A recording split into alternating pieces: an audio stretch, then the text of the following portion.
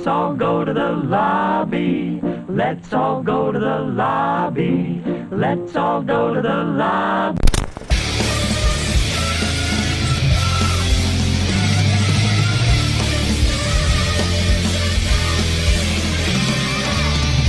To get ourselves a treat. Hello. Hello. Hello? Okay.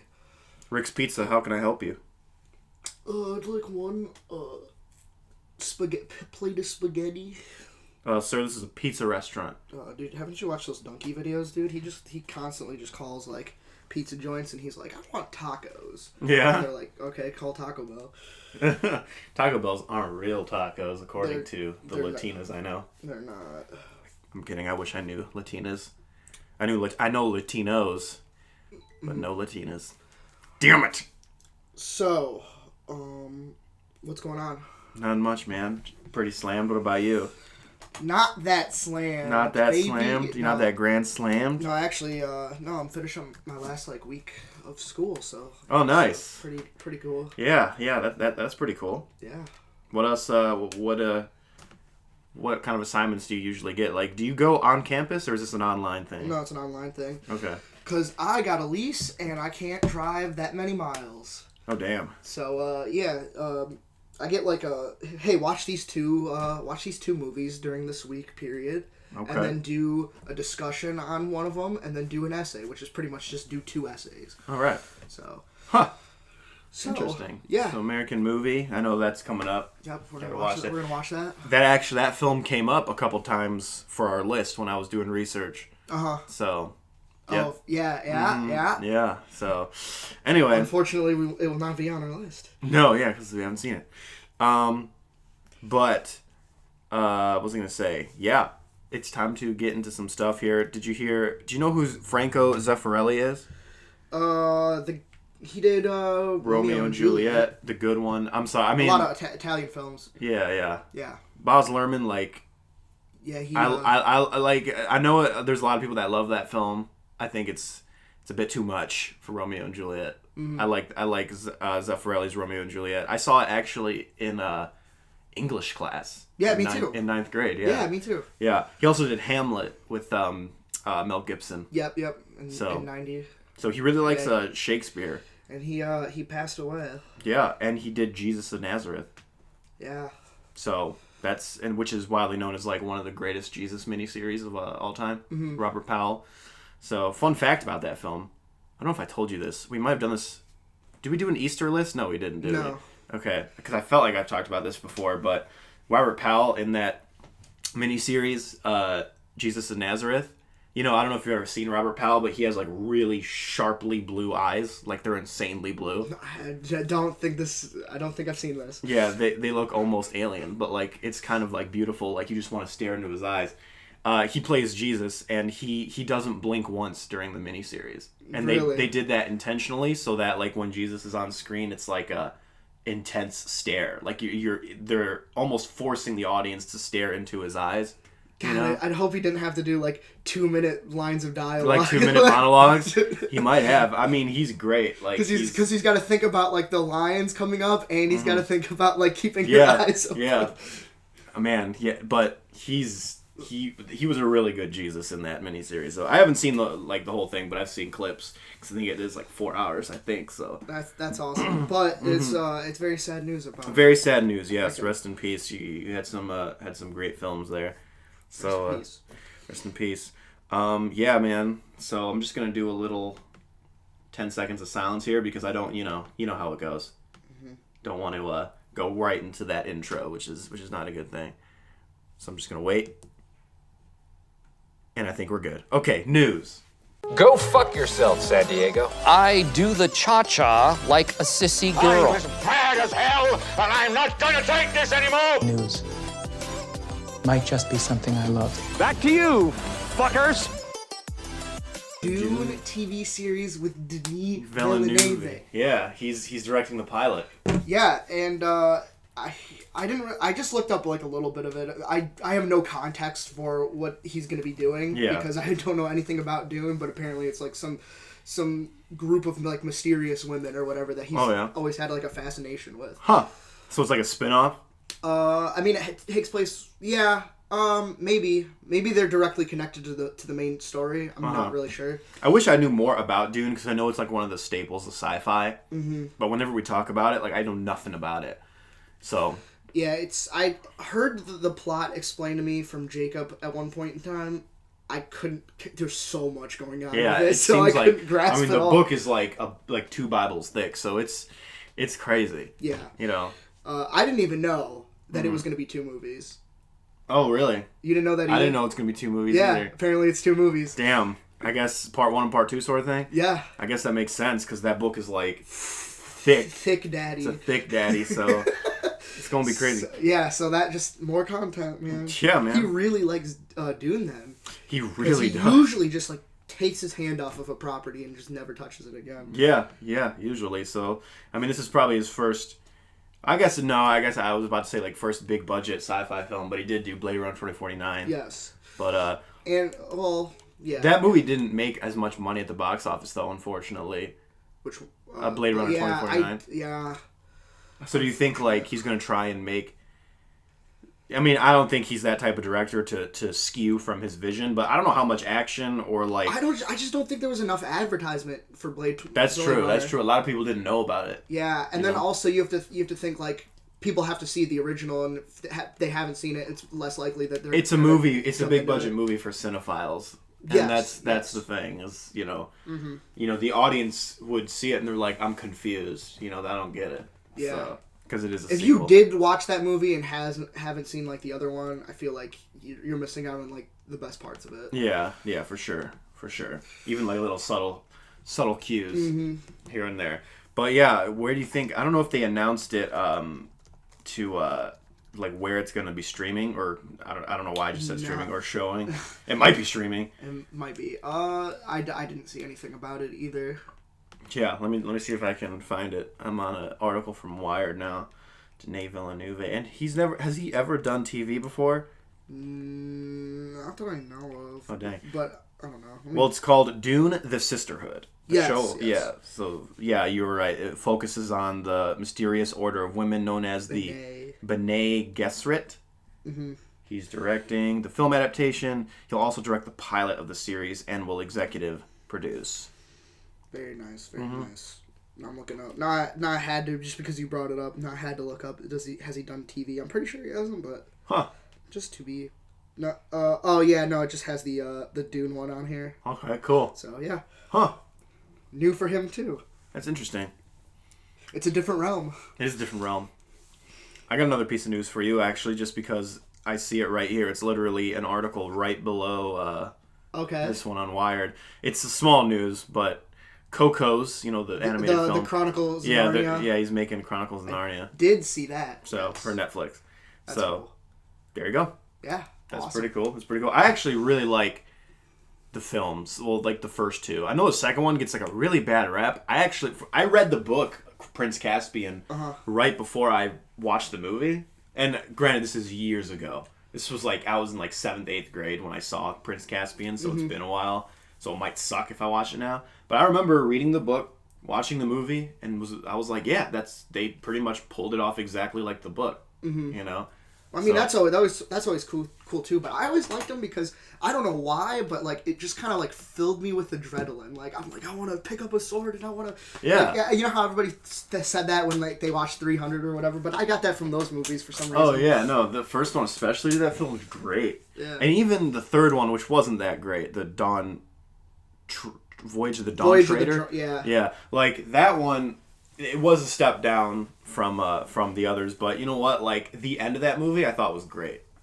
I don't even remember it, but I remember enjoying it for some reason. There was like a giant wall that was made out of water, and they had to kind of sail over it to like reach like sort of heaven in a way. And it's like I remember distinctly watching that film in theaters. And kind of not being into the film, but then the ending happens, and I'm like, wow, I actually cared about these characters more than I thought in the beginning of the film. Mm-hmm. You know, so... It's always nice. And that was where freaking Marcus and McFeely, the writers of Civil War, Winter Soldier, Infinity War, and Endgame got their start. There you go. Was Dawn Treader. That's cool. Yeah. Awesome. Mm-hmm. So Two pieces of news for one. 2 pieces of news for one. Look at that. That is it. That is it, That's all that we have for news. Yeah.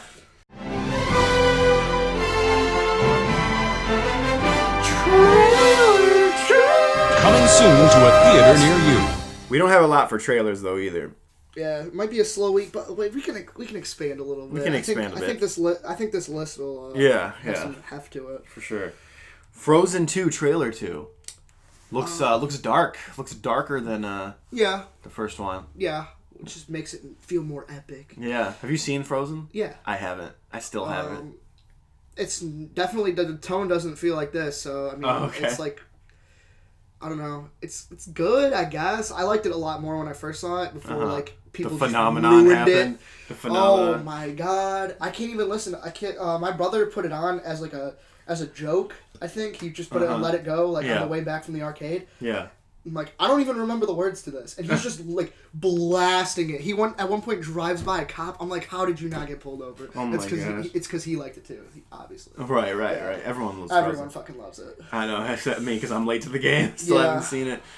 Speaking of that, I am so behind on movies in general, dude. Mm-hmm. Like in the theater, Toy Story 4 came out, and I haven't even seen it.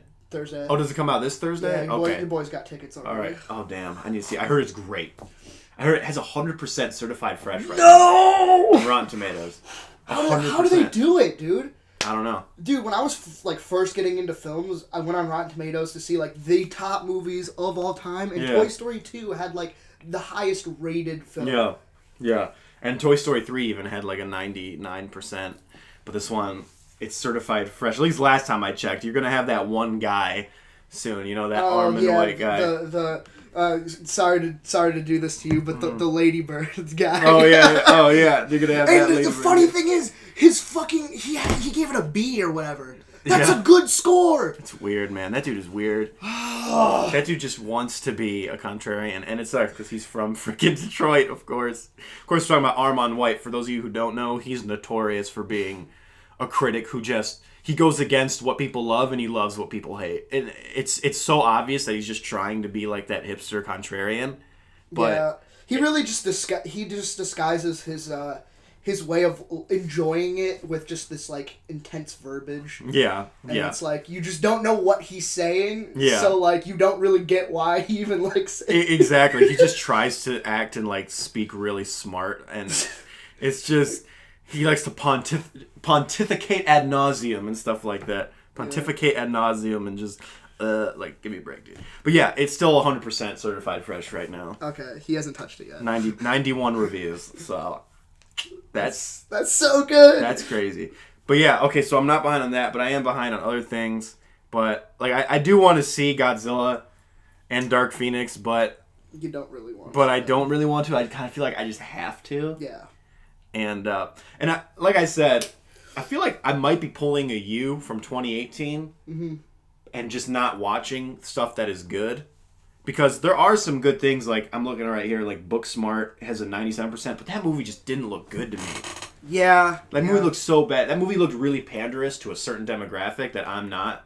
Well, I mean, you didn't like Lady Bird. You don't really like those kind of Yeah, but Booksmart seems more like coming of age movies.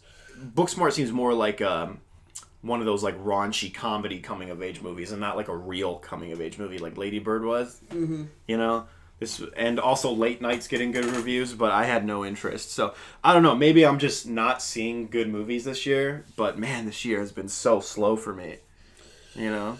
Yeah. When is The Irishman coming out? Fudge.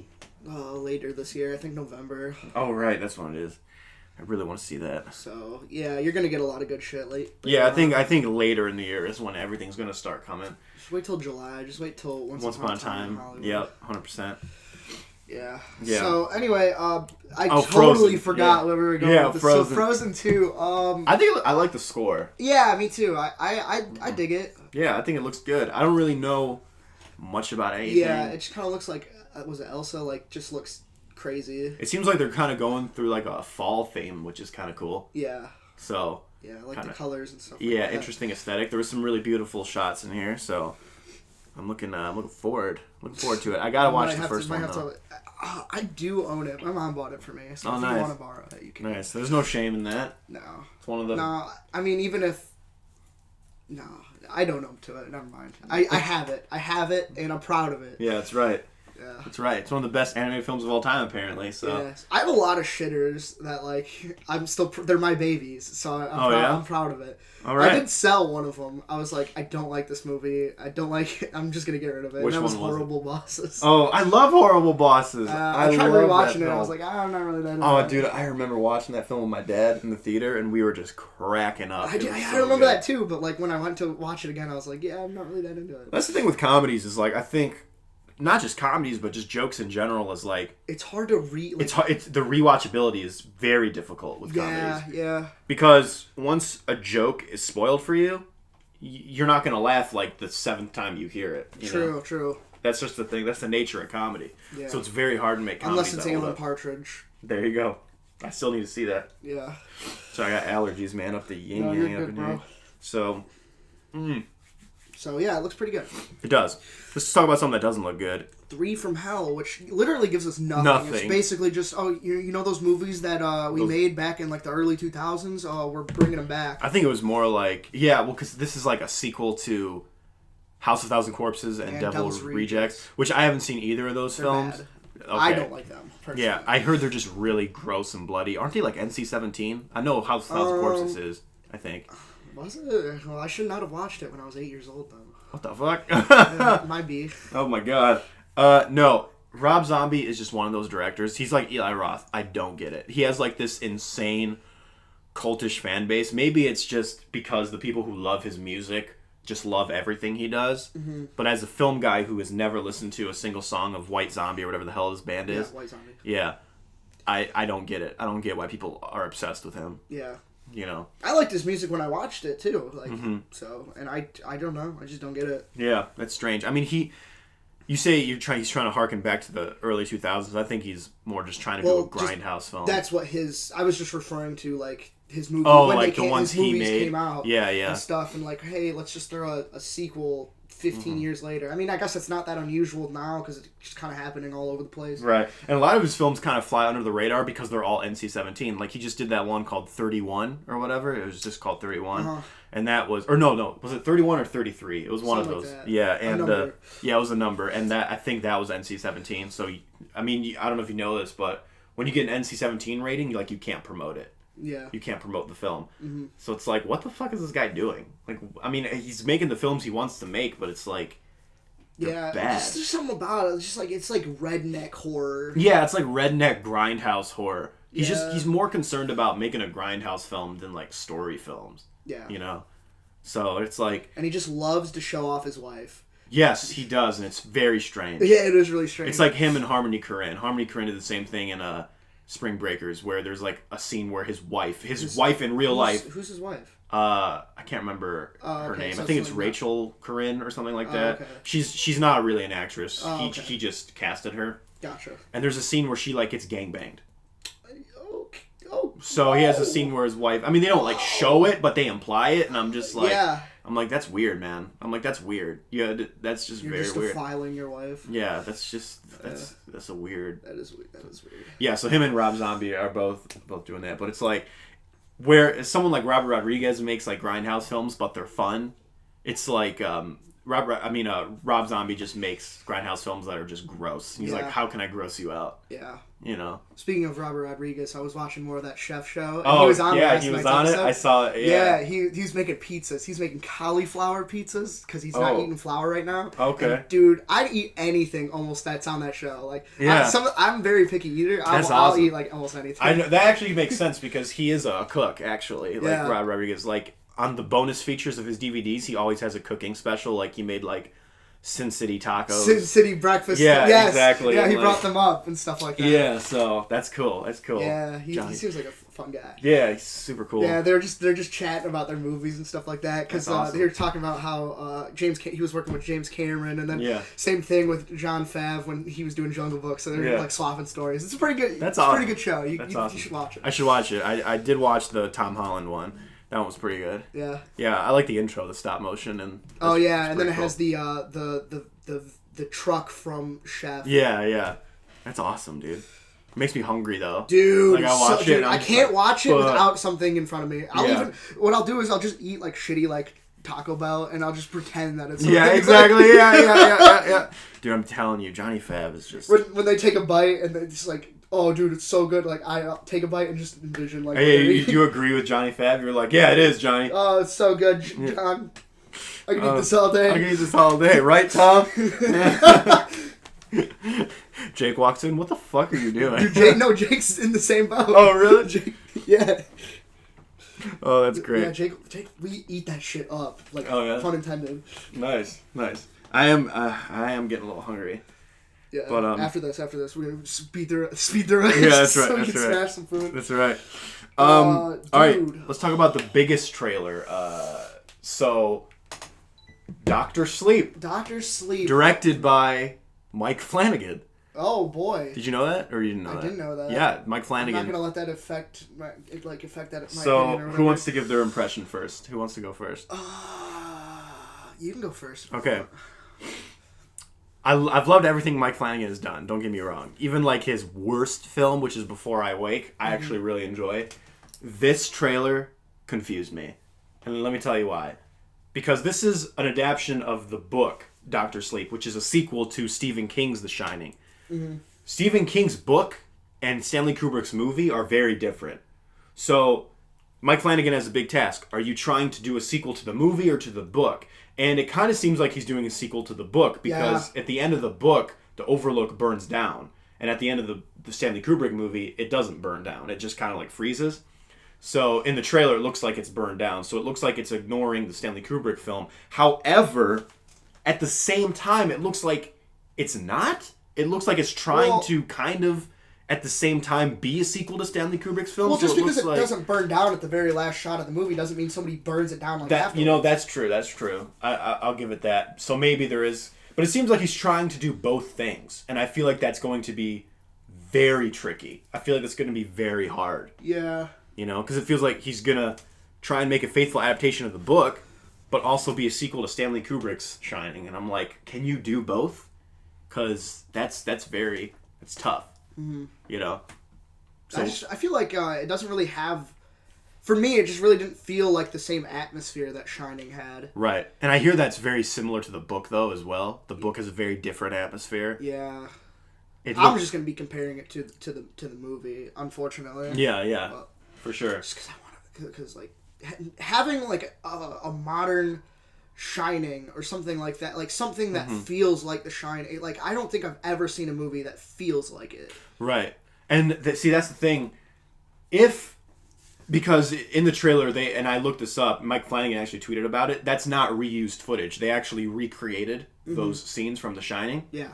So, I feel like if you're going to do that, don't make it look like Stanley Kubrick. Like, do a whole different thing. Yes. You know? True. So, but it's so easy to just use that as a blueprint. Yeah, and that's the thing. I feel like Mike Flanagan loves the original Shining. Yeah. Because, I mean, why wouldn't you? Yeah, sure. But because Stephen King hates it, he's sort of trying to ride the line of, like, I wanna... And him and Mike Flanagan are actually friends. Ooh. So I feel like he's trying to kind of tiptoe that line of, like, I don't know if I wanna, like...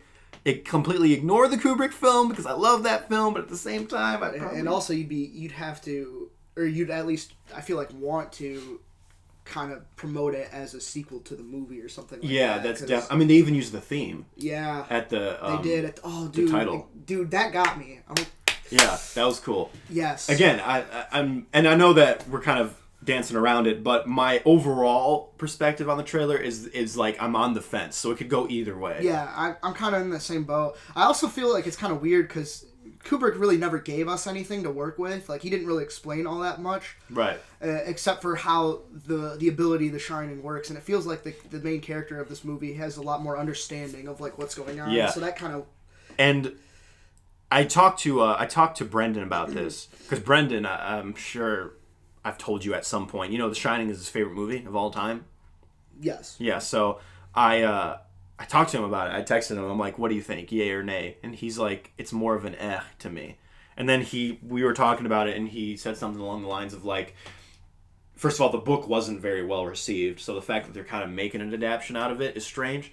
But there are things in there that don't feel like The Shining, like to have kind of like these weird rituals going on where people's eyes like glow is like, that's not very shiny. That I was feeling that too. Yeah, you know, it might be a byproduct. That feels of the more book, Mike Flanagan. Yeah, yeah. And speaking of that as well, another thing to add is, what do you think of like, this is why I feel like maybe doing Stanley Kubrick flashbacks is not a good thing, because the modern day, or whenever it takes place, has a very distinct, different color palette. You know, I know that's very nitpicky, but the color grading is very like stylized. And then it goes to the Stanley Kubrick style, and you're just like, it's kind of jarring, you know? Which might work in the benefit of the film because it could be a flashback. Yeah, I mean, if you're going to use, like, if it's going to look more grainy for, like, flashbacks, I think that works. Yeah, it makes sense. But again, it's just, he's trying to do both things, it seems like. He's like, he wants to be a sequel to the book and the movie, and I'm like, how are you going to balance that? How are you going to do that? You know? Yeah, and if there's any, like, inside knowledge that I need to know about the first book to watch this, is gonna suck because it is very different. That's the thing, is like, from a general audience perspective, you're gonna watch this film with most of the people, unless you're a diehard Stephen King like aficionado, the only backstory to Dr. Sleep that people are gonna have is the original Shining movie from Stanley Kubrick. So they're gonna go in expecting a straight on sequel. But then all of a sudden, like, all this weird stuff, this different stuff happens where maybe he mentions something that happened at the Overlook that didn't happen in The Shining. You're like, what? Yeah, it'll confuse a lot of people. Yeah. When did the bushes come to life? Which happens in the book. Doesn't happen in the movie. Yeah, you know, like, the Overlook has bushes that are shaped like animals. You know, like how people do that. Like, fancy places do that. Yeah. In the book, they actually come to life. Oh. And, like, the tigers, like, come to life and stuff well, like shit. that. Yeah. So if they mention that in Dr. Sleep, like, yeah, I saw, you know, the bushes come to life. So it does. I mean, that's kind of cool because I thought that Stanley Kubrick was doing something different when he kind of made it seem like it could be like a kind of a psychosis thing, or if it's like a supernatural thing. Yeah. So it sounds like Yeah. King was doing the same thing. Yeah. Yeah. Well, it's interesting because I feel like the difference between Stanley Kubrick and Stephen King's movie and novel is that Stanley Kubrick did make it more psychological and more slow burn, whereas I think, because they did make a miniseries out of The Shining, which was more faithful to the book, and it seems a little bit more kind of overtly supernatural and overtly, it's less ambiguous of what's going on, you know? Do you know if it's received well? The miniseries is not received well. Oh, okay. But obviously the book's a classic. Yeah. But that's the thing with a lot of Stephen King adaptations. You know, they're always such a mixed bag. But especially in film. Yes, and miniseries as well. Like I watched 11/22/63 recently, and it was a good series, but it is you can tell there's so much omitted and so much added. Yeah. You know, to the miniseries. Is that the one with Franco? Yeah, James Franco. Okay. There were some really amazing parts, but then there were some really weird moments where I'm just like, what? So I feel like that's just the whole thing about Stephen King. You know? Okay. But, you know, in the original book, he actually uses instead of an axe, he uses like a croquet club. Really? Or a cricket. You know, like those, what is that called? No, not cricket. Cricket's the, you know, like the thing where it's like the croquet club. Yeah, is it croquet where there's like they're on the ball and it's sort of like golf, like putt. Yeah, I think that's what it's called. Yeah, he uses a croquet mallet instead of an axe. Okay, so that's interesting. I mean, like every hotel should have like one of those like fire like axes or whatever. Yeah, like, exactly. It's kind of like hard to find one of those. An axe is 10 times more frightening than a croquet mallet. For sure. So I can see why Stanley Kubrick was like, yeah, no, we're making this an axe. Like what? You know? Yeah, plus if everybody's going to be like leaving they don't want to forget their croquet mallet. Exactly. Oh my god. So, Dr. Sleep. Yeah. Okay. Yeah. I'm interested. But it's gonna I'm interested. That's all I can say. Only because The Shining is also kind of one of my favorites. The Shining is great, and I do like Mike Flanagan, so we'll see. Yeah. We'll see. And Rebecca Ferguson is in it, and she is prime. Oh, yeah. So. Sweet. Yeah, dude. So, since you watched that show, are you gonna prep for that TV list? Are we gonna do a TV list sometime? Which show? Just because you watched that show. Oh yeah, sure. Yeah, we should do it. Do a TV list. We'll do a TV list. At some point in time. Yeah, sure. Oh boy, dude, I've put so much time into television. Like, I think far more time than I have to movies. Oof. Yeah. Yeah, I could probably. Oh yeah, I could probably do a TV show. I'm about to knock out West Wing. I'm on the final seventh season. Damn, 23 episodes apiece. That's crazy. Oh damn. Chugging away, huh? Don't leave now. The movie's about to come on. Excuse me. Hey, theater. What do you do when you get stuck on a movie line with a guy like this behind you? Wait a minute, why can't I just give my maddening. opinion? This is a free country? Recently seen.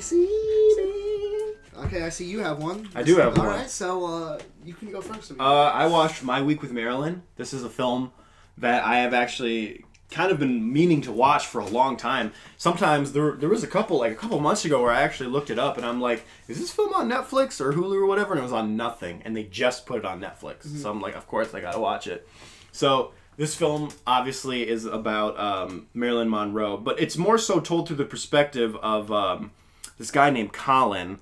Let me just see if I can... Colin Clark, I think his name was. Yeah, Colin Clark, who was an assistant to Laurence Olivier when he did The Prince and the Showgirl movie. Okay.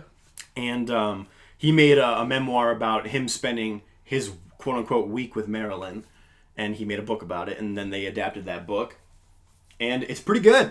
Have you seen it? No. It's pretty good. Eddie Redmayne is the main character. He plays Colin Clark, and Michelle Williams does a great job of playing. I know exactly what movie you're talking about. Yeah. Okay. And Michelle Williams does a great job of doing Marilyn Monroe. Is it that's who it is, right? Michelle Williams? I mean, I'm gonna be honest with you though. She looks nothing like her. She doesn't look like her, but let me tell you, she embodies her for sure. Okay. Like her mannerisms, her speech, like her personality is 100% Marilyn Monroe. And that's what really makes it great. Yeah. I mean, Vivian Leigh is in it. You know, she's being played by an actress. And then Kenneth Branagh plays Laurence Olivier. Oh, wow. Yeah. And they do a really good job. That feels right. That does. Because I looked up, like, The Prince and the Showgirl afterwards. Mm-hmm. You know, because you see a lot of the making of that movie in this movie. And I was like, dang, like, they really casted good for Laurence Olivier because they look a lot alike. Yeah. And Kenneth Branagh is a great actor, so... It's a really good movie, and it kind of chronicles, like, what kind of a complicated person Marilyn Monroe was. You know, she was very heavily involved in pills, and she was kind of one of the first actresses to really involve the method acting, you know, which was kind of a point of contention for a lot of people, including Laurence Olivier, who directed The Prince and the Showgirl. He also starred in it and directed it, and he would get into, like, heated arguments with Monroe and the whole cast and crew because she would always show up late because she was still getting into character, and she would always like go so hard into the character. Laurence Olivier was just like come on, just act, you know? You don't have to feel the character, just the character is on the page, you know? Yeah. So yeah, it's a really good movie. Yeah. Here's my only complaint about the movie. Okay. The movie, it feels like the movie was shot as a 2.5 hour movie. Like a 2.5 hour drama. And how long is it? It's an hour and 30 minutes. Whew. And you can kind of tell because the editing of the movie is very noticeable, which is interesting because you can tell that when there's a dialogue scene happening, you can tell that the movie that they were filming on the day of the set is not the film that's being edited. Because the editing is so fast-paced, especially the... oh, dude, I hate that. Yeah, especially the beginning where you're like, it's like fast-paced. And if you're making a movie like Edgar Wright, if you're making a movie that's meant to be fast-paced, it works. But with this film, it's kind of obvious that you can tell that this was not meant to be edited this way. Because, like, there are moments where you just want a scene to breathe a little bit. Like, you want, like, character dialogues to, like, breathe. Like, maybe have a little bit of a pause in between people talking. Yeah. And it's not. It's just, like, rapid-fire dialogue. And I'm like... Yeah, it doesn't feel natural. It doesn't feel natural. And I'm like... And, again, if it was filmed to be in that style, it would be natural. But you can tell that this was meant to be more of a slow movie. Like, it was meant to be more of a slow 2 to maybe even 2.5 hour movie. But it was so edited down. Like, they even add voiceover in the beginning and the end, and I'm like, I don't feel like that was there. I feel like that was an afterthought to kind of, because they wanted to cut it down so much. So the editing is a bit strange, but after a while you still get into the story and you still get into the characters, and after a little bit, you just kind of ignore it. You just kind of ignore it, and then like it does start to slow down a little bit. But there are moments, especially when Eddie Redmayne's character is coming up in the industry, because he basically had to beg for a film job in the beginning. Like, they just sort of breeze over it, and I'm just like, I feel like this should have been a longer part of the film. Yeah. You know? But that's a big gripe for me in movies, is that same complaint. For sure. It was, like, too fast-paced, which is weird. It's like, you don't usually hear that, where, like, I think the film should have been longer and slower, but I feel like it would have served this story much better. You know? Yeah.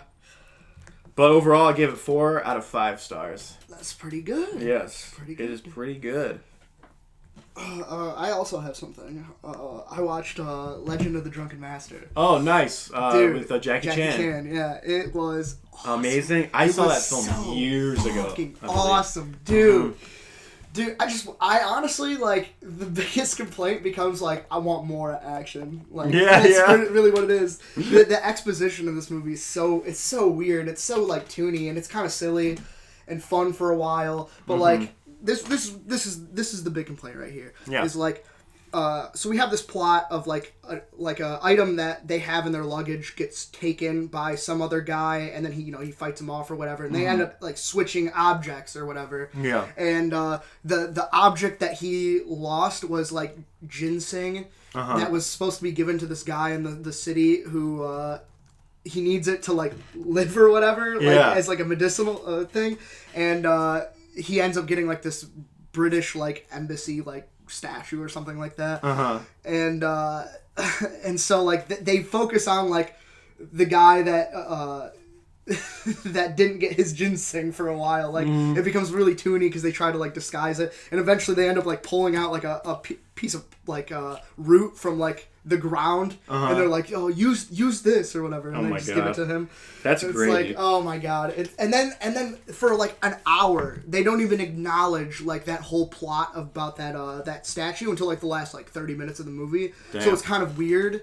It's kind of weird because for most of this movie, he just plays a goofball. Yeah. He's a goofball who, like, on the spot just changes to, like, the king of fighting. Yeah. And then, like, at the end of the movie, he gets, like, super serious. Like, his character completely changes for, like, not that much. Like, nothing, no crazy development. Yeah. But this action is so cool. He, like, drunken fighting or whatever, that's, like, a legitimate thing. No, it's a real thing, yeah. And just the fact that he uses it in this movie, he really just wants to show off that he has chops in all styles of, like, martial arts. That's the thing, man. His martial arts is fantastic. You know, I know this is going to be a bold statement, but just hear me out. Oh, I know. I think I know what you're going to say. Jackie Chan is underrated. Oh, okay, that's not... I thought you were going to say, like, he's better than somebody. Like, No. I think... Well, I mean, maybe, but I think he's so underrated, which might be a bold statement because everyone's like, Jackie Chan?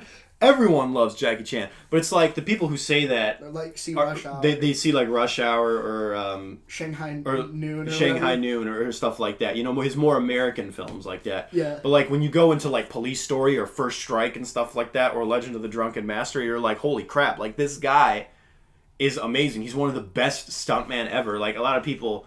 Like, I love Tom Cruise, and he's amazing. He does, like, crazy stunts, but people sleep on Jackie Chan. Yes. We don't talk about Jackie Chan the same way people talk about Chuck Norris or Bruce Lee. I gotta throw out the Every Frame of Painting video.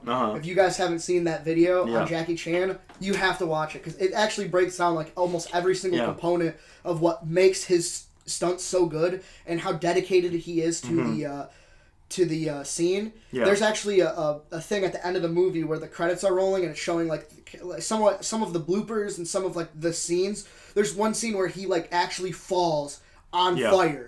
Yeah. And that's, like, he's, like, heavy breathing right before he does it. But the fact that he's able to do that and, like, doesn't want to fake it for the scene, like, woo. Yeah. It's, like, Buster Keaton levels. And, you know, Buster Keaton is a huge influence on Jackie Chan. Yeah. I think he's even, like, part of, like, the Buster Keaton fan club or something like that. Yeah. Yeah. So, And also, after that, Every Frame a Painting, which I think is called, like, How to Do Action Comedy. Yes. Isn't that what it's called?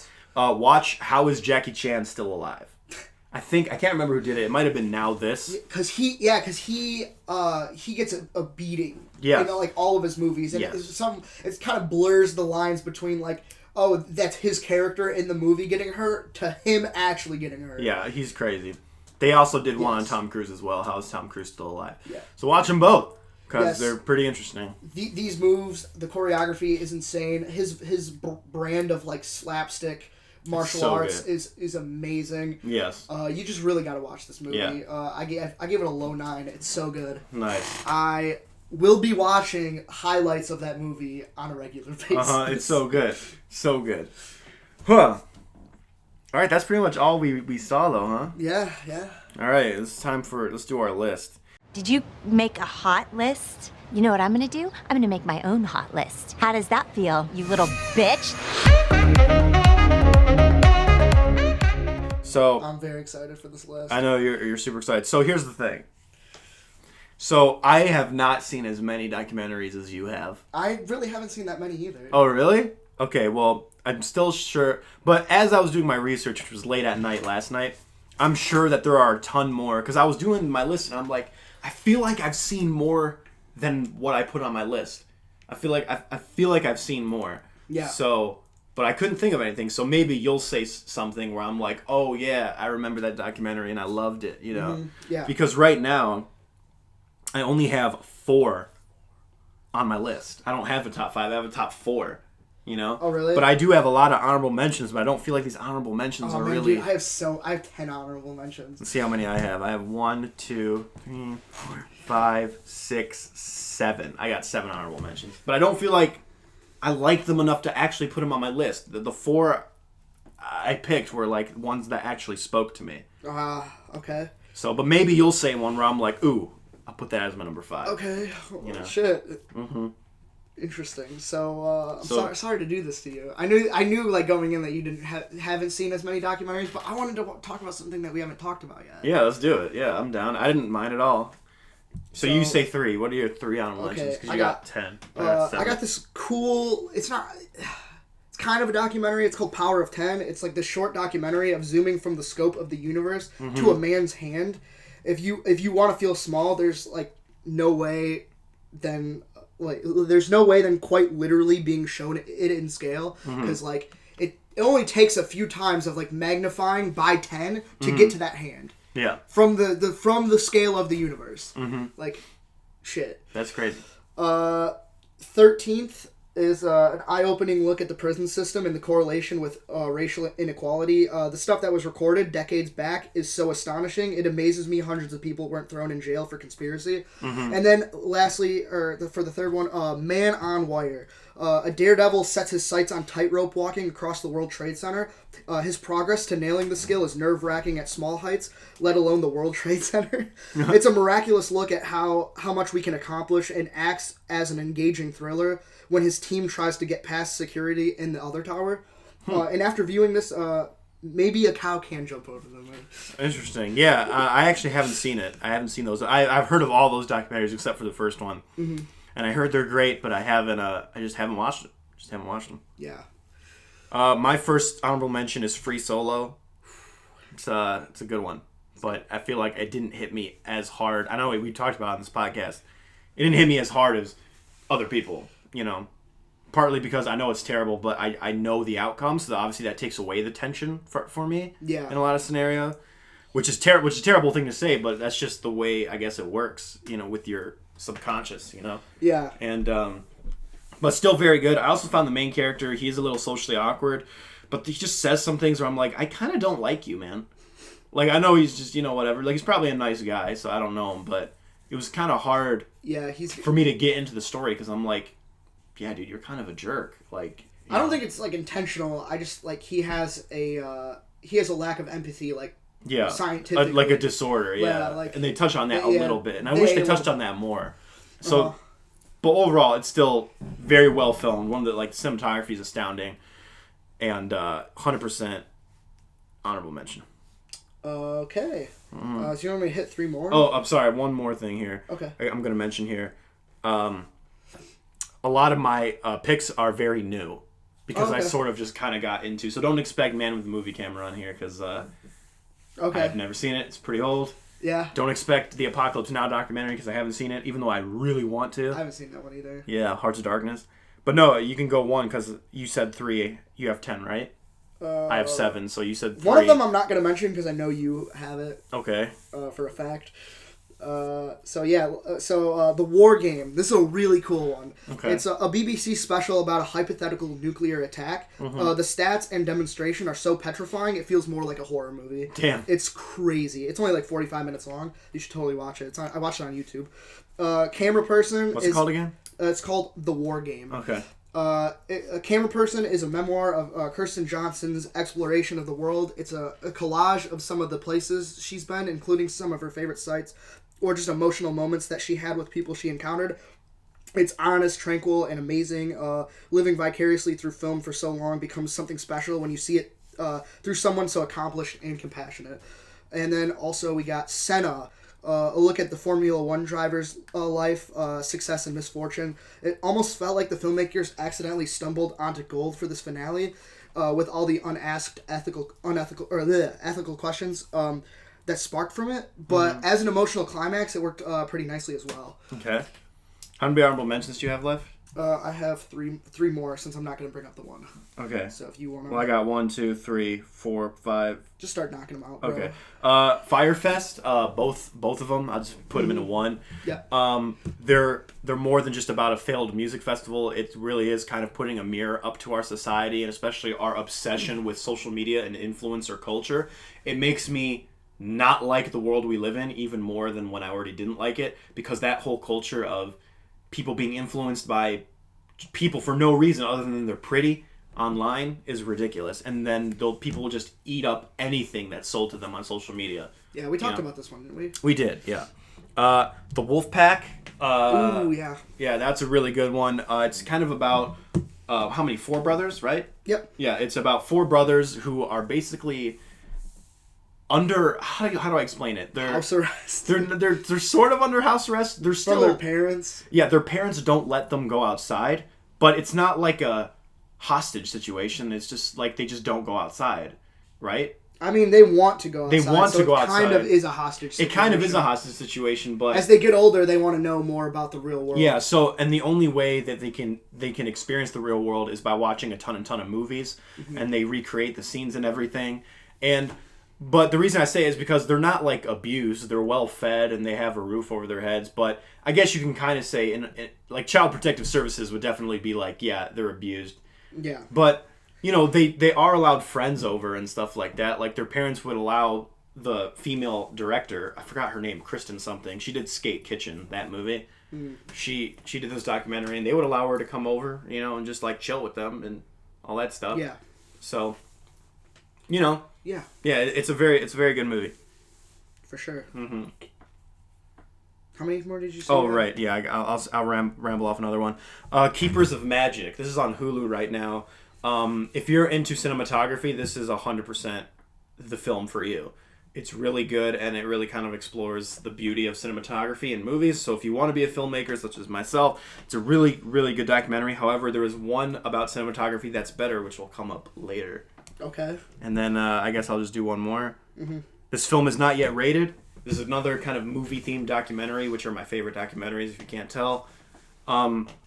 It's kind of an in-depth look at the MPAA and their policies and how they rate films. Half the film is kind of this weird, like guy who like hires a private investigator to kind of investigate people who are working for the MPAA and kind of trying to expose them, which is a little weird. Mm-hmm. So that section's a bit strange, but going into it and seeing the process of how they give a film rated R versus NC-17 is very interesting. Ironically, this film is NC-17. So, and it ends, and this is not really a spoiler, it ends with them sending the documentary they made to the MPAA. Really? Yeah, to get it rated. Oh, shit. Mm-hmm. Wow, that's cool. Which is like such a troll move, but... Yeah. Mm-hmm. That's a cool way to end it. Yeah. Right. If the movie's already made, how did he throw that in there? Never mind. Well, because the movie's finished before it gets a rating. That's why you see trailers, and at the very end it says this film is no, not but yet like rated. the fact that they were able to put it in there, like, because it wasn't, they had to film that, but never mind. Oh, it was a joke. Oh, okay, no, I get you. Okay, next up, I got I'm Not Your Negro. James Baldwin was one of the smartest men to ever live. He was wise, but was fixated on the subject of inequality in order to survive. Samuel L. Jackson reads text from Baldwin's unfinished novel that retraces history's violent acts and wrestles the demons in his head that says his fellow American is evil. It's so convincing and haunting that I believe is every word.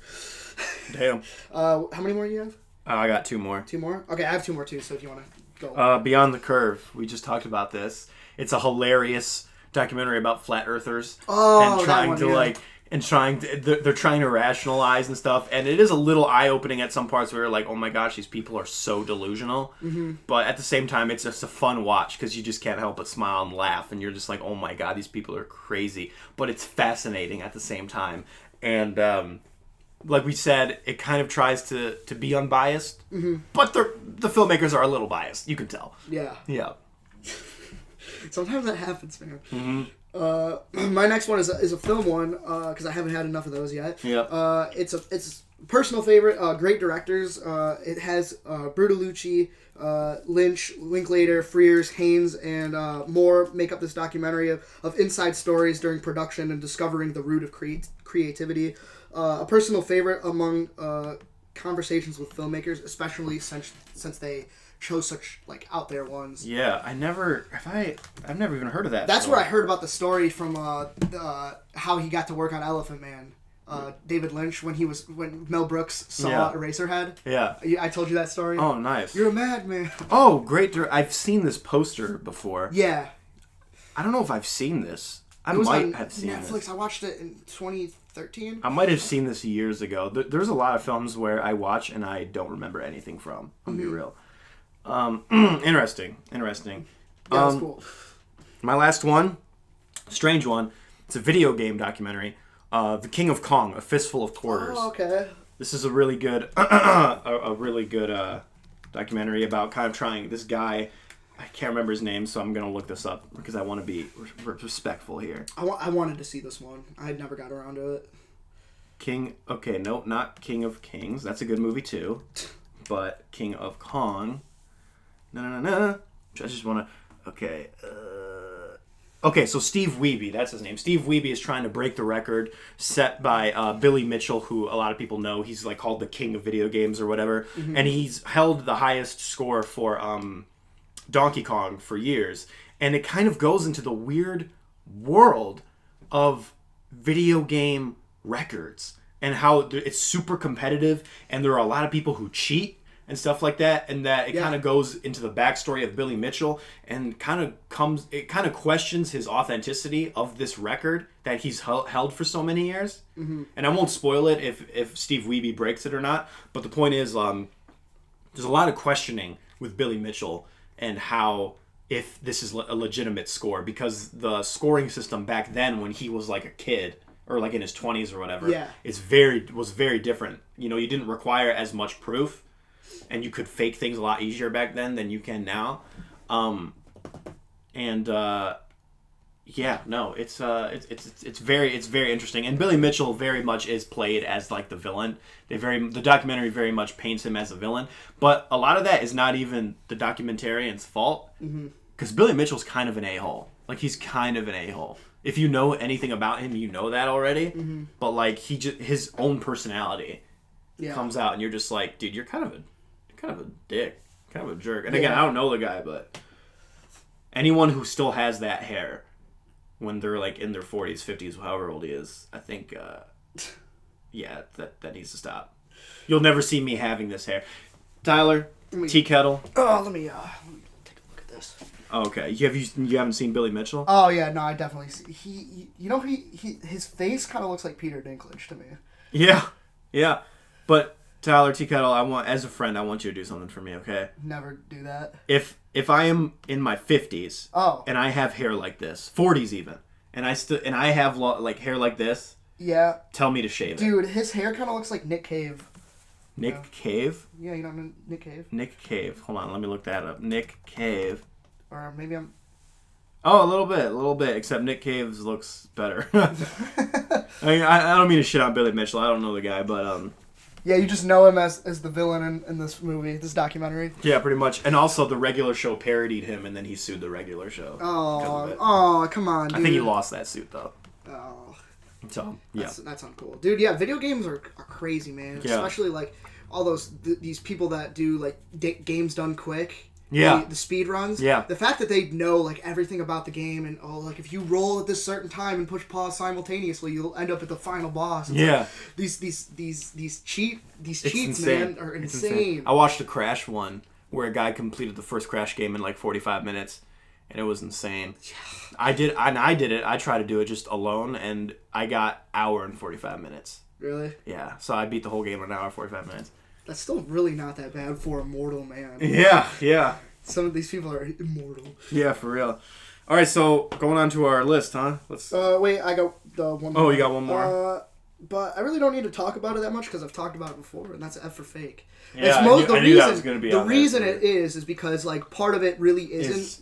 It's fiction, and that part is kind of the reason that makes it so special. Yeah. Not the documentary part, but I do like the documentary part too. Yeah. So, yes, onto the list. This is interesting. So you don't have a 4, so you want me to just hit 5? Yeah. Hit me with a 5. Number 5. I talked about this on the first episode we ever did. Stop Making Sense. It's a Talking Heads live performance, and it starts with a man, a guitar, and a boombox. And it ends with his posse, their instruments, a light show, and a ton of background set pieces. It's basically this morphing soundstage. I'm so sorry. What's so funny? Can I just interrupt you for a second? Okay, what's up? What do we got? So I got a text from my friend Nick, and he sent me a screenshot of a text he got. Uh-huh. Okay, he's actually calling me right now. Alright, hold on. Okay, this is what he got. He got that. And someone was like, "What's up, handsome? It's me, Jenna, blah, blah, blah. I'm from Detroit. Maybe we can..." And he's like, "Where did you get this number? You have the wrong number." Wait. What did she say? What'd she say? "Oh, wow, this is pretty embarrassing. Oh, sorry for the pic, love. LOL. I've been talking to someone I met on Bumble a little while back from Roseville. LOL. I guess I messaged the wrong number." You definitely have the wrong number. Life, though. Use protection. Oh, my God. Okay, wow. That's... What happened? Why does this always happen, like, while we're, like... I know. Going? I know. I'm surprised Mitch didn't call. I know, right? Oh, my gosh. Oh, you guys are doing it the same time as last week? Oh, I'm sorry to call. Oh, right? Oh, my God. It's a good fucking documentary, though. That's the whole point. And now they're one of my favorite bands. I listen to them all the time. Yeah. For sure. So should you just go one more then? No, you can go because I'll be on 4 too. So if you want. Okay, yeah. My number 4 is Side by Side. This is the documentary about cinematography that edged The Keepers of Magic out of the top 4 for me. It's narrated and kind of hosted by Keanu Reeves, and it's a very interesting look at film versus digital. And the conversation has kind of evolved since this movie came out, because I think this movie was like 2011, 2012. So digital technology has even, has progressed in a lot of ways since then, like crazy. And but it's really interesting to see people's perspective. Like, you see people who are diehard film people like Christopher Nolan, but then you see people like George Lucas and Robert Rodriguez who are diehard digital guys, and you can see there's cool points for both. And one of the things that really stands out to me is the perspective of this one guy. I think he was a cinematographer for 47 Ronin, and he said he likes the digital technology. Like he said, it's fine. What he's nervous about is how this is going to balloon into something where everyone is going to have a camera and everyone's going to know how to edit, and now all of a sudden the hard work that you put into a film is going to be harder to see because now it's just in a sea of oversaturated digital content. And that's exactly what happened, dude. That's 100% what went down. You know, because now everyone knows how to work a camera and everyone has Final Cut Pro. Yeah, but I still think it's easy to see where talent lies. But it's like, if you have one golden nugget, they say there's two perspectives. It's like, if you have a pile of shit, it's like it's easier to see the peanut, right? Okay. But then all of a sudden, if you fill up this entire room full of shit and then you have a peanut this big, it's going to be a lot harder to find that peanut. You know what I mean? Yeah. It's kind of like trying to find a needle in a haystack at that point. So at that point in time, 2011, it was like the pile of shit was only this big.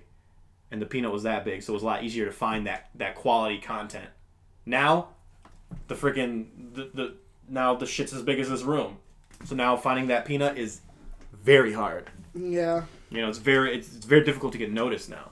So I like that shit and peanut analogy, by the way. Okay. Yeah. So. I was digging it. Yeah. I mean, you could have just said needle in a haystack. There's more hay now, and the needle's still in there. I don't know. The hay is all over the room. I don't know. Anyway, For sure. So that's your number 4. I still haven't seen it. Oh, you haven't seen it? Yeah. It's really, really good, dude. You should watch it. It was on Netflix for a while, and again... Now you and Nick are chatting it up right now? Yeah, just a little bit. Alright, well then I'll just get on to my next one. This is a 2-part one. I mean, you got two movies that go hand in hand. The Act of Killing and Look of Silence. Again, I talked about this one on the first episode. Yeah. I was going through a big, I was binging, documentaries. Okay. But I did see The Act of Killing, back when I was in Florida, and then Look of Silence I saw pretty recently. So they need to be viewed together. You have to watch them together. Act of Killing follows a mass murderer that parties like a rock star. He is hailed as a hero by the world around him, and he celebrates the glory created by corruption and propaganda. The two filmmakers never butt into his affairs throughout the whole film. The Look of Silence follows a family that suffered from the genocide. One of the survivors approaches many people about the death of his brother with no one confessing, no one to take responsibility for their actions. It's a duo of films, painful to view but essential nonetheless. A daughter hearing her father talk about the body parts he ate because he was told it would cleanse the guilt is just one of the reasons I'll never watch it again. Yeah, I remember you said it was very difficult. Yeah, it is. But you should watch it. For sure. That's all right. Well, my number 3 is another 2011 documentary called Undefeated. You ever heard of this? No, I don't know. It's a sports documentary about a football team that's kind of from Memphis. They're from Memphis, and it's kind of chronicles Bill Courtney, who's the coach of this team, and this is a very how do I say this? Run-down community. Okay. The school is not great. It's sort of like Detroit. This area of Memphis is kind of like the bad part of Memphis, and it does seem a little cliche, the whole sports documentary thing, but it works, and it really chronicles how this guy is trying to make this team, and not just the team, but work with these players and make them better men. Because obviously these kids, most of them who are African American, they're not getting the support that they need at their own home. Mm-hmm. So this guy has to kind of become like a father figure to all these kids, and yeah. Now, does he think that if he helps build this team up, that it's going to help the community in any way? Yeah. Here, I'll just read the little synopsis here, just because Wikipedia is better at saying it. The film documents the struggles of a high school football team, the Manassas Tigers of Memphis, as they attempt to win a season after years of losses. The team is turned around by Coach Bill Courtney, who helps form a group of young men into an academic and athletic team. So it's kind of it is very touching, and I remember it really does pull at your heartstrings. There is some very familiar territory because it is a sports documentary, but it is very effective. Mm-hmm. So. Gotcha. Saw this a couple of years ago. It sounds very inspirational. That's right. Crack my back. There we go. And crack. 3. This is cheating, and I don't care. Okay. My number 3 is Making a Murderer. Okay, yeah, I didn't put that on there too because it was a show. Yeah, I don't. But you want to be that guy. I don't give a fuck. Okay. This docuseries follows Stephen Avery's trial that is still relevant even now. I've never been so furious in a satisfying way. Yep. All the evidence, good and bad, is on the table to examine. It allows you to make a stance. I'm not sure if this was made to get people on his side or if it's to show it unbiasedly, but either way, it's a roller coaster ride that fiction rarely exceeds. All right, well, if you're going to do that, then I'm... There you go, you got your number 5. I got my number 5, Making a Murderer. And the reason it's number 5 is because it's a series and it's not a movie. That's fine. My number 2 is They Shall Not Grow Old. Okay. Peter Jackson's documentary about World War One, where he took old footage from World War One, colorized it, dubbed it, added sound effects, did a bunch of stuff to it, and it's kind of like a 2-part documentary because the way we saw it was we saw the actual documentary and then the making of that documentary, which I found awesome. Yeah, the making of part I thought was really good, and the documentary itself was really good. Having it together just amplifies it for me, and it was really, really interesting. And this film is a totally unbiased look at who was right, who was wrong. It was just, it even says in the making of portion that Peter Jackson really tried to refrain from using any propaganda, anti-German propaganda. He just wanted to show the war for what it was, and he succeeded. And I thought it was a really, really good documentary. Yeah, for sure, for sure. Whoa. That was your number 2. Well, I know what your number 1 is. Yeah. So there's that. And for my number 2, it would normally be Man with a Movie Camera, but since I talked about it last week, I'm not doing that. Okay. So it's gonna be Dear Zachary, which is a personal favorite of mine. Do you know anything about this one? Don't look it up. I'm not looking it up. You have to watch this though, because let me. It sounds familiar. I will say that this documentary was initially made as a tribute to Andrew Bagby and the friendship he had with the documentarian of this film. So many shifts in the narrative occurred while making it that the purpose of it changed throughout the film. While it was covering Bagby, he was murdered by his girlfriend. Part of it then tackles the bogus justice system that allowed her to avoid prison. A lot of tragedy spawned from it that rarely gets... why did I put that twice in a film? Or why did I put that twice in here? If you want a story of empathy and to have a good cry, this is the movie. Just don't look anything up, dude. You have to watch this. Okay. I watched it in English class my senior year, and then I watched it with my mom and my brother afterwards. My mom sobbed uncontrollably, and you know what she says to me afterwards? This is why you never marry a bitch. Oh my god. That's what her advice came from that. She was, oh my god. Damn. I fucked her up. Damn. My brother really liked it too. Damn. All right, so is my number 1 time? It is. My number 1 is Super Size Me. That's Haha, just kidding. Just kidding. Fuck that movie. It is Won't You Be My Neighbor. And it's an honorable mention for me. Yeah, I knew it. Yeah, of course. I almost want to go in on Super Size Me now because that documentary, by the way, is totally full of shit. There are actually articles upon articles basically disproving everything he's done. Mm-hmm. You know, and all of his results were fabricated. Okay. And that there are people who have tried to replicate the results. Nobody could replicate his results. Really? Yeah, nobody. And there are actually other people who did the same thing and actually lost weight. So he's trying to paint okay, I'm not even going to get into it because and that's not even the worst documentary ever, which I'm not even going to talk about because it's Bill Maher's documentary, Religulous or whatever. Worst documentary ever. Stay tuned for the top 5 worst documentaries. Religulous is number 1, even though I haven't seen it, but I've seen why it's wrong in so many levels.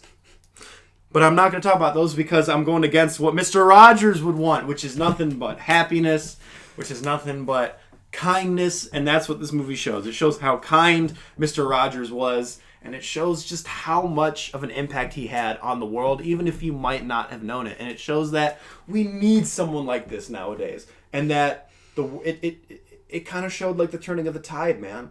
The more the world has gone on, the more it's gone to shit. You know, ever since I don't know, a certain point in time, I guess you could say. Mm-hmm. And Mr. Rogers was part of a time that was much more innocent, and we need some of that innocence back. And it shows how that the world is just starving for another Mr. Rogers, you know? Yeah. And that the world is actually kind of clamoring for another Mr. Rogers to the point of being a little bit absurd, you know? Keanu Reeves is a nice guy, but I think people are starting to deify this dude. Okay, he's a nice guy, but he ain't, whatever. You know? Have you seen that? How people are saying he's the nicest guy to ever live or whatever? nowadays. Well, where's that coming from? It's like it's everywhere online. You know, there's articles upon articles about people saying like he's a very nice guy, but people are like, he doesn't own a mansion. He's one of us. Jake says he's the only rich person that he cares about. Well, that's the thing is like people are like, he doesn't own a mansion. He's one of us. I'm like, you're right. He doesn't own a mansion. He owns a ranch home that's worth $4.5 million. It's like, okay, dude, a chill. You know what I mean? Yeah, that's a lot of money. But he rides the subway. You think he rides the subway every day? The dude has a collection of 30 vintage motorcycles. Whoa, bro. It's like, I love Keanu Reeves, and he is a nice guy from, you know, whatever. But I think it's more of he's a normal guy, and people are kind of just exacerbating it. Yeah. They're like elevating it to this crazy level, which is what the internet does. But anyway, Mr. Rogers is that guy. He is that nice, very kind, very soft-spoken kind of dude who would have he had a very rudimentary show, but it's still like connected with so many kids, you know, with so many people, especially kids. So It's a great documentary. I think it's the first documentary I actually saw in theaters, by the way. And it was fan-freaking-tastic. Yeah. And I cried. We were both there. We didn't intend to be. Yeah. You were with your friends, and I was with my friends. Yeah, and then we came out, and Nico was crying. I was. It was beautiful. Yes. It was amazing. I also really enjoyed that one. You ready for my number one? Do you know what it is? Because I've definitely talked about it. What's the first letter? D. D. Actually, you probably won't know the name of it, but you probably will be like, "Oh yeah, that one." It's Dawson City Frozen Time. Oh yeah, that's yeah. So it is. It's something special. I have felt emotional during documentaries, but not to this extent.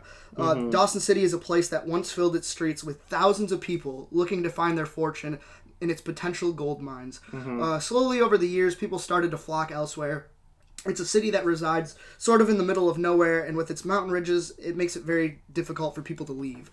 After the 1920s, Dawson City stood still, frozen in time. In 1978, 533 silent film reels were found, buried where a hockey ring used to be. Dawson City never found a resurgence of popularity, but the locals and Bill Morrison, the documentarian, would celebrate their rich history through these film reels. Combined with still shots and emotional sound and the silent film reels discovered, Dawson City Frozen Time delves into a forgotten place. Alex Summers musters up arguably the most effective soundtrack I've ever heard, which it was my number one. Yep. Working with Sigur, that should be no surprise. This isn't just a simple I felt sad soundtrack. This is a score built upon fragments of ambient sound and intricate strings that awaken a complex array of emotions. An otherworldly sound to retrace time, and a reversal of audio to give a creepiness played over scratchy reels. With the combination of Alex Summers' score and Bill Morrison's construction of components, Dawson City Frozen Time effectively creates an affinity I never had for a place. As Yukon's residents discovered the world through a flickering screen outside their city, I watched them from my screen 100 years later. Connection from one place to another has been conceived through space and time that can never be broken. Watch this fucking movie whenever you can. Damn. I fucking love this movie. It's like become one of my favorite movies, just period. Yeah. I love it. I remember you tweeted about it. I tweeted about it, and then he was like, "Hey, thanks for the good words. Yeah. Thank you, Bill." Yeah. So that's the list. Yeah. I feel bad for kind of going in on Super Size Me, but not really. No, dude. Fuck no. it. Yeah, that movie's so wrong on so many levels, and they still show that in schools, and I'm like, dude, don't do it. Don't do it. There's it's full of false information. There's another one called Fed Up that's a little bit better. Morgan Spurlock is a very interesting guy, I guess you could say. Yeah.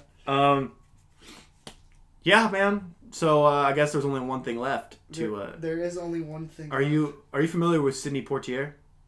Sure. You familiar with his movies? Some. You know what one of his most famous lines is, right? Hit me with it. They call me Mr.